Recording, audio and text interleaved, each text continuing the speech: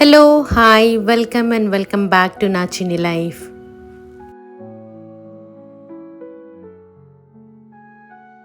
It's Friday morning. ఈరోజు నేను work from home చేద్దామని చెప్పి ప్లాన్ చేసుకున్నాను. యాజ్ యూజువల్ మార్నింగే లేచిన తర్వాత కొద్దిగా వేడి నీళ్ళు తాగుదాం అని చెప్పి వాటర్ అయితే బాయిల్ చేసుకోవడానికి రెడీ చేసుకుంటూ ఉన్నాను.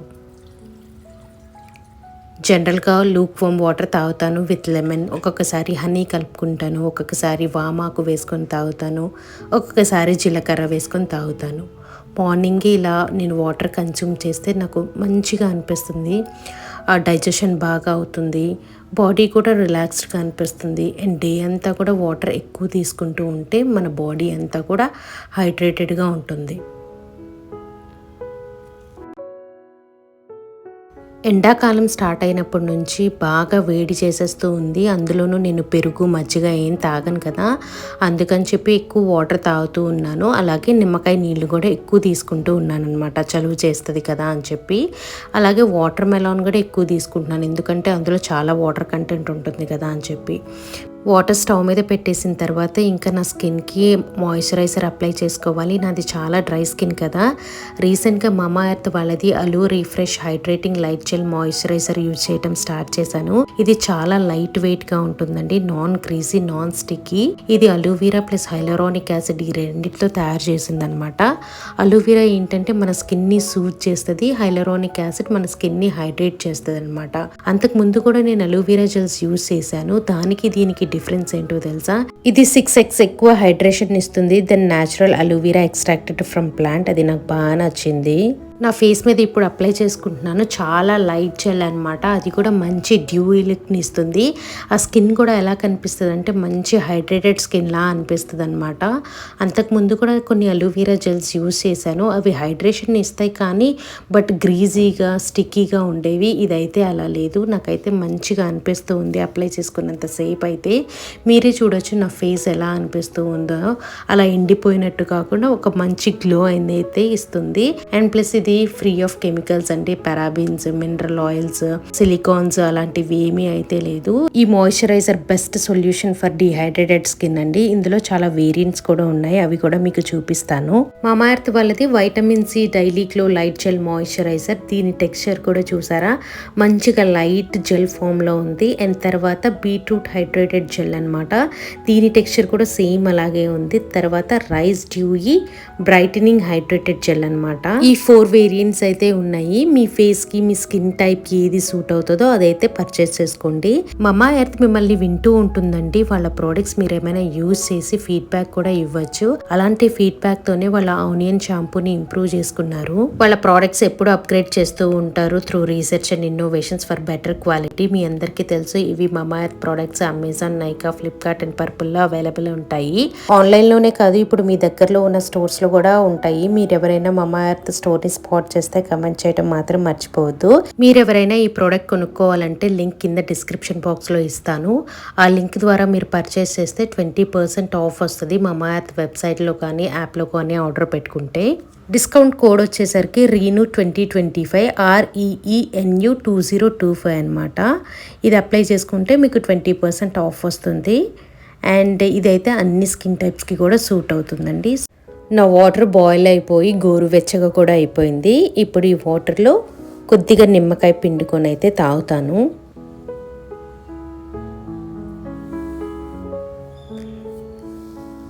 నేను వేస్తున్నాను కదా సిప్పర్ లాంటిది, అదైతే నేను అమెజాన్లో తీసుకున్నానండి. లింక్ కనుక ఉంటే మీకు ప్రొవైడ్ చేస్తాను.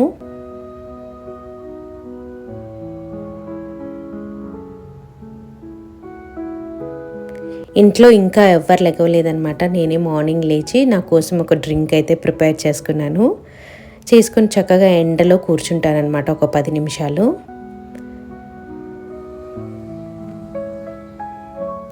పొద్దున్న లెగవటం నా కిచెన్ అండ్ నా ఎన్విరాన్మెంట్, ఇంటి ఎన్విరాన్మెంట్ మొత్తం క్లీన్గా ఉంటే నాకు మంచి సాటిస్ఫాక్షన్ వస్తుంది. అదే రాత్రి నేను ఎలా పడితే అలా పెట్టేసి పడుకొని పొద్దున్నే లెగవగానే నాకు ఏ పని చేయబుద్ధి కాదు. అండ్ చిరాగ్గా ఉంటుందన్నమాట. ఆ డే స్టార్టింగ్ నీట్గా లేకపోతే చిరాగ్గా ఉండి ఇంకా అంతా కూడా అంటే లైక్ ఆ డే మొత్తం కూడా చిరాగ్గానే ఉన్నట్టు అనిపిస్తుంది. ఆ ఫేస్ని చూసుకొని మురిసిపోతూ ఉన్నాను అనమాట, మంచిగా అనిపిస్తూ ఉంటే. అండ్ తర్వాత ఇంకా పాలు అదంతా కూడా వేడి చేసేసాను. ఫ్రిడ్జ్లో నుంచి దోశ పిండి తీసి బయట పెట్టేశాను. అండ్ పల్లీ చట్నీ ప్రిపేర్ చేద్దామని చెప్పి అవి కూడా వేయించి పెట్టేశాను అనమాట. కొంచెం ఎక్కువ పల్లీలే వేయించి పెట్టేశానండి, ఎందుకంటే ఇప్పుడు కిచెన్లో ప్రతిసారి నేను చట్నీ ప్రిపేర్ చేయాలంటే ప్రతిసారి అది వేయించుకోవాలంటే చాలా టైం టేకింగ్ పక్కన పెట్టండి, టైం టేకింగ్ కాదు, అంటే ఆ ఎండకి నుంచోలేకపోతున్నాను అనమాట. విసుగొచ్చేస్తుంది, ఫుల్ చెమటలు పట్టేస్తున్నాయి. అందుకే కొంచెం ఎక్కువగానే ప్రిపేర్ చేసేసుకుందాం అని చెప్పి చట్నీ కొంచెం ఎక్కువ ప్రిపేర్ చేసి కొద్దిగా చట్నీలో మాత్రం తాలింపు పెడతాను, మిగతా చట్నీ మాత్రం ఫ్రిడ్జ్లో పెట్టేస్తాను అనమాట. అలా అయితే చేస్తున్నాను. ఈ ఎండాకాలం అస్సలు వంట చేయబుద్ధి అవ్వట్లేదండి. ఇంకా దోశలు కూడా ప్రిపేర్ చేసేసుకున్నాను. దోశలు ఒక 3-4 డేస్కి సరిపడా పిండి అయితే పెట్టేసుకుంటాను. ఎక్కువ పులవదనమాట నా దగ్గర దోశ పిండి, ఎందుకు మంచిగానే ఉంటుంది. ఇంకా నా హస్బెండ్ సోఫాలు చూసి మా బాబు తిని అన్నీ కూడా సోఫాల్లో వేసేస్తూ ఉంటాడనమాట. ఇంకా చూడలేక తను వ్యాక్యూమ్ క్లీనర్ తీసి మంచిగా క్లీన్ అయితే చేసేస్తున్నారు సోఫాస్ అన్నీ కూడా. నేనే నీట్నెస్ అంటే నాకన్నా ఎక్కువ నీట్నెస్ తననమాట. మా అత్తగారు వాళ్ళు కూడా అంతే, మీకు ఆల్రెడీ చెప్పున్నాను కదా, ప్రతిరోజు బెడ్షీట్ మారుస్తారు మా అత్తయ్య. పడుకున్నా పడుకోకపోయినా ఆ బెడ్ మీద బెడ్షీట్ అయితే కంపల్సరీ చేంజ్ చేయటమే. నేనైతే అట్లీస్ట్ 1 వీక్కి చేంజ్ చేస్తాను, ఆవిడ డైలీ చేంజ్ చేస్తారండి. ఆ హ్యాబిట్ నాకు చాలా బాగా నచ్చింది. ఆ హ్యాబిట్సే మా అత్తయ్య హ్యాబిట్సే మా వారికి కూడా వచ్చాయన్నమాట. అలా తను కూడా ఎక్కడైనా డస్ట్ కానీ అలా ఉంటే తను ఆటోమేటిక్గా తన హ్యాండ్స్ అక్కడికి వెళ్ళిపోయి క్లీన్ చేసేస్తారు. తన దగ్గర నుంచి కూడా నేను చాలా నేర్చుకున్నాను.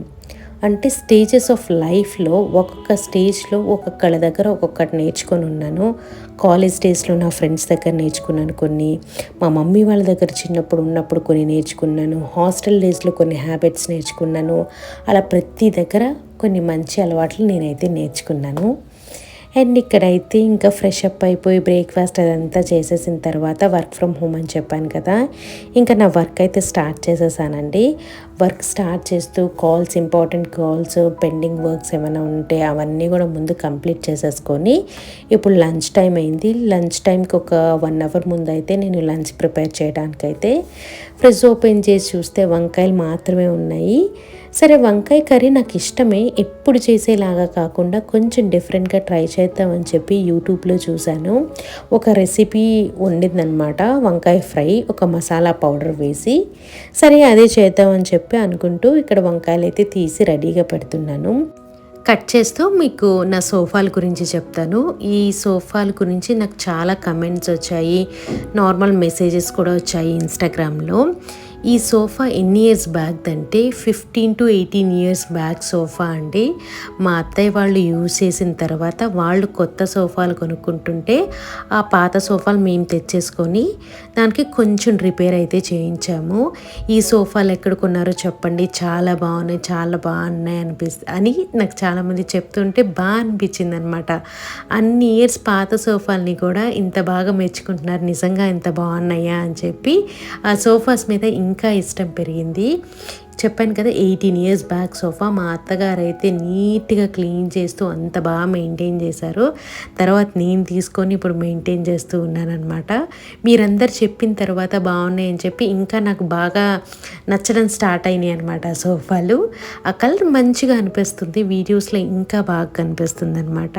అది నా సోఫా స్టోరీ. 18 ఇయర్స్ ఓల్డ్ సోఫాని కూడా అంత మంచిగా బ్యూటిఫుల్గా అయితే యూజ్ చేస్తున్నాను నేను. ఇక్కడైతే వంకాయలు కూడా కట్ చేసేసి వాటర్లో వేసాను, సాల్ట్ వేసి వాటర్లో వేసానండి. ఎందుకంటే దాన్ని ఏమంటారో నాకు తెలుగులో వర్డ్ తెలియదు, మీకు ఎవరికైనా తెలిస్తే కమెంట్ చేయండి, వంకాయలు ఎందుకు సాల్ట్ వాటర్లో వేసి ఉంచుతారు అని చెప్పి. సరే, ఈ వంకాయలు కూడా రెడీ చేసేసుకున్న తర్వాత ఇక్కడ ఒక మసాలా ప్రిపేర్ చేయడానికి ప్యాన్లో కొన్ని ఇంగ్రీడియంట్స్ అయితే వేసి చూపిస్తాను. పల్లీలు వేశారు అండ్ ఎండు కొబ్బరి కూడా ఉంటే మనం ఎండు కొబ్బరి కట్ చేసుకొని వేసుకోవచ్చు, కానీ నా దగ్గర ఎండు కొబ్బరి లేదని చెప్పి డెసికేటెడ్ కోకోనట్ పౌడర్ ఉంటుంది కదా, అదైతే వేసేస్తూ ఉన్నాను. కొన్ని ధనియాలు, ఇవన్నీ వేసేసి లైట్గా ఫ్రై చేయాలండి, లైట్గా చేస్తే చాలు. నేను డెసికేటెడ్ కోకోనట్ వేసాను కాబట్టి ఆయిల్ వచ్చేస్తూ ఉండింది దానిలో నుంచి. అదే నార్మల్ కొబ్బరి వేస్తే ఎండు కొబ్బరి బాగానే ఉండేది అనుకుంటాను. కొద్దిగా దూరగా వేయించుకున్న తర్వాత మనం చల్లార్చిన తర్వాత దీన్ని మిక్సీ పట్టుకోవాలి.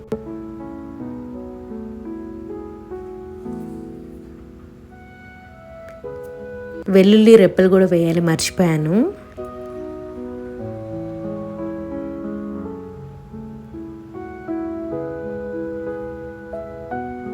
ఇప్పుడు కొద్దిగా కరివేపాకు, ఫ్రెష్ కరివేపాకు ఉంటే బాగుండేది కానీ నా దగ్గర ఫ్రెష్ కరివేపాకు లేదండి. అది చల్లారుతూ ఉండగా ఇంకా నేనైతే ఫస్ట్ ఆ కర్రీ ప్రిపరేషన్ కోసం అని చెప్పి ప్యాన్ అయితే పెట్టేశాను. కొద్దిగా ఆయిల్ వేసి కట్ చేసుకున్న ఆనియన్స్ వేసుకోవాలి, పచ్చిమిర్చి కూడా వేసుకోవచ్చు. నేనైతే ఇక్కడ వేయలేదనుకుంటాను. చాలా డేస్ బ్యాక్ వ్లాగ్ అండి ఇది.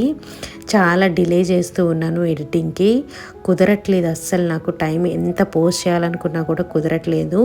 బట్ యాక్టివ్గా ఉండాలని చెప్పి అట్లీస్ట్ షార్ట్స్ అయినా పోస్ట్ చేస్తూ ఉన్నాను. ఇక్కడ ఆనియన్స్ వేసిన తర్వాత వంకాయలు కూడా వేసేసి కొద్దిగా పసుపు వేసాను. ఇప్పుడైతే ఇందాక చల్లార్చడానికి పెట్టాను కదా, సో ఈ మిక్చర్ అంతా కూడా మిక్సీ పట్టేయడానికి వేసి ఇందులో కొంచెం ఉప్పు వేసాను, కొద్దిగా కారం. ఇదంతా వేసిన తర్వాత బరక్గా చేసుకోవాలంట గ్రైండ్. నాకెందుకు ముద్దగా అయిపోయిందండి. చెప్పాను కదా, నేను డెసికేటెడ్ కోకోనట్ పౌడర్ వేయటం వల్ల దానిలో నుంచి ఆయిల్ వచ్చేసి అది ముద్దగా అయిపోయింది నాకు. జనరల్గా అయితే మంచిగా పొడిలాడుతూ ఉండాలంట ఆ పౌడర్. కూరలో వేసిన తర్వాత కూడా నాకు ముద్దగానే అయిపోయింది, మీకు చూపిస్తాను.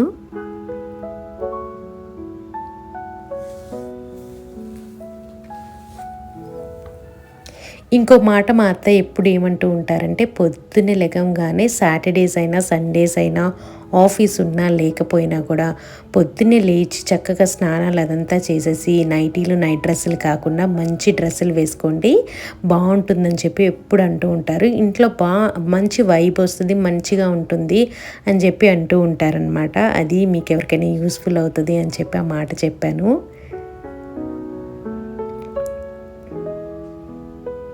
ఇక్కడైతే నేను ఇంకా పని చేసుకుంటూ ఉన్నానండి. ఇంట్లో నుంచి వర్క్ చేస్తే అట్లీస్ట్ నాకు కొంచెం రిలాక్స్డ్గా ఇంట్లో పనులు కూడా చేసుకుంటూ ఉండొచ్చు, హడావుడి పడకుండా. మార్నింగే మొత్తం చేసేయాలని లేకుండా కొద్దిగా బ్రేక్ తీసుకుంటూ ఇంట్లో పని అండ్ ఆఫీస్ పని అయితే మేనేజ్ చేస్తూ ఉన్నాను. బాబునైతే మా అత్తగారు వాళ్ళ ఇంటికి పంపించాను. అక్కడ మా తోడికోడలు వాళ్ళ పిల్లలు కూడా వస్తారు కదా, వాళ్ళకి హాలిడేసే కాబట్టి అందరు కలిసి ఆడుకుంటారని చెప్పి అక్కడైతే పంపించేశాను. చక్కగా వంకాయలన్నీ మగ్గిన తర్వాత ఇందాక గ్రైండ్ చేసి పెట్టుకున్న పౌడర్ ఉంది కదా, అదైతే వేసేస్తున్నాను. ఇక్కడ చూసారు కదా, కొంచెం ముద్దగా ఉన్నట్టు అనిపించింది. నేను చూసిన వీడియోలో అయితే అంత ముద్దగా లేదండి, నార్మల్గా ఉండింది. సో ఇక్కడైతే ఇంకా గ్రేప్స్ అవన్నీ కూడా నేను కడిగి పెడుతున్నాను. ఇవన్నీ కడుగుతూ ఉండగా ఇంకా మా అత్తగారి నుంచి ఫోన్ వచ్చిందనమాట. బాబుని తీసుకెళ్ళమని చెప్పి ఏడుస్తున్నాడు ఎందుకో అని చెప్పి. సరేనని చెప్పి నా హస్బెండ్ కూడా తీసుకొచ్చేసారు ఇంటికి. ఇంకా గ్రేప్స్ కూడా కడిగి పెడితే తను తింటాడు కదా, ఇష్టం అనమాట గ్రేప్స్. కానీ ఎందుకో చాలా పుల్లగా ఉన్నాయండి. మేము ఆర్డర్ చేసాం బిగ్ బాస్కెట్ నుంచి, చాలా పుల్లగా ఉన్నాయన్నమాట. ఉప్పు వేసి క్లీన్ చేసేస్తున్నాను.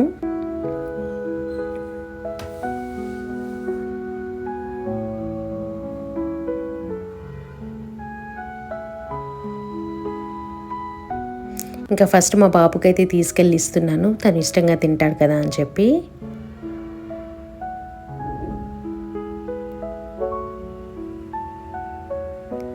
అలాగే నేను కూడా కొన్ని ఫ్రూట్స్ అయితే కొన్ని గ్రేప్స్ పక్కన పెట్టుకొని వర్క్ చేసుకుంటూ అలా తింటూ ఉన్నాను అనమాట. కర్రీ అవుతూ ఉంది అక్కడ.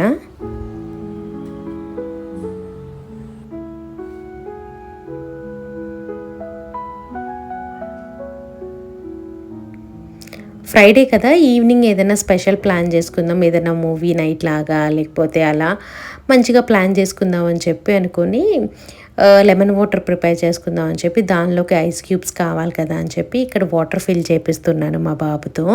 మా బాబుకి ఇలాంటి యాక్టివిటీస్ అంటే చాలా ఇష్టం అనమాట. నీళ్ళతో ఆడటం కానీ, వాటర్ ఫిల్ చేయడం కానీ, ఇలా పద్దాక ఫ్రిడ్జ్ తీసి చూడటం కానీ ఇలాంటివన్నీ చేస్తూ ఉంటాడు, నాటీ థింగ్స్.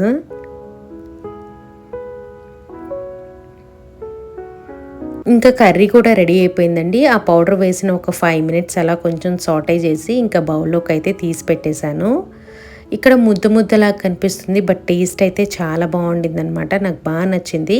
కొంచెం డిఫరెంట్ టేస్ట్ అనమాట, ఎప్పుడు తినేదానికన్నా కూడా కొంచెం డిఫరెంట్ టేస్ట్. ఇంకా లంచ్ అయితే తినేస్తూ ఉన్నాము.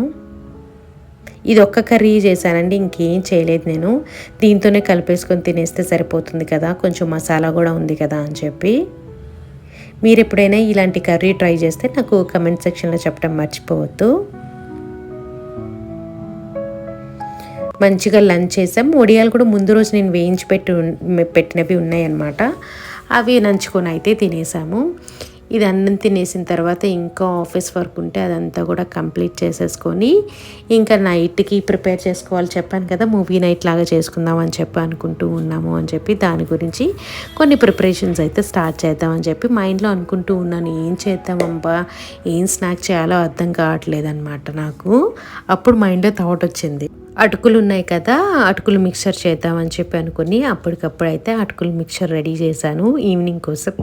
అలాగే ఇంకా వర్క్ కంప్లీట్ చేసేసుకొని లాగ్ ఆఫ్ అయ్యి ఇంకా ఫ్రూట్స్ అవన్నీ కూడా రెడీ చేసుకుంటూ ఉన్నాము. మీరు షార్ట్ వీడియోలో చూసుంటారు కదా, పెట్టాను కదా, ఎవరైనా మిస్ అయ్యి ఉంటే చూడండి, నా షార్ట్ వీడియో మంచిగా అనిపిస్తుంది. ఇంకా లెమన్ వాటర్, ఫ్రూట్స్ అన్నీ రెడీ చేసుకొని ఫ్రెష్ అప్ అయిపోయి చక్కగా మూవీ కూడా ప్లాన్ చేసుకొని మూవీ చూస్తూ ఫ్రైడే నైట్ అయితే అలా ఎంజాయ్ చేశాము. ప్రతిసారి ఫ్రైడే నైట్ నేను చాలాసార్లు చెప్పాను, ఫ్రైడే నైట్ అంటే మాకు చాలా స్పెషల్, చాలా స్ట్రెస్ ఫ్రీ అయిపోతాము. వీక్ డే ఎంత వర్క్ ఉన్నా కూడా ఆ ఫ్రైడే నైట్ వచ్చేసరికి ఆ వర్క్ స్ట్రెస్ లోడ్ అంతా కూడా దిగిపోతుంది. అండ్ ఫ్యామిలీతో అలా టైం స్పెండ్ చేస్తుంటే చాలా రిలాక్స్డ్గా అనిపిస్తుందండి. మీరు కూడా ఇలా ఫ్యామిలీతో మంచిగా టైం స్పెండ్ చేస్తూ హ్యాపీగా ఉండండి. సో దీంతో నేను వీడియో ఎంజాయ్ చేస్తున్నాను. ఈ వీడియో కనుక మీకు నచ్చినట్లయితే లైక్ చేయండి, షేర్ చేయండి అండ్ కమెంట్ చేయడం మర్చిపోవద్దు. మళ్ళీ ఇంకొక కొత్త వీడియోతో మీ ముందు ఉంటాను. Until then bye bye, take care, see you soon.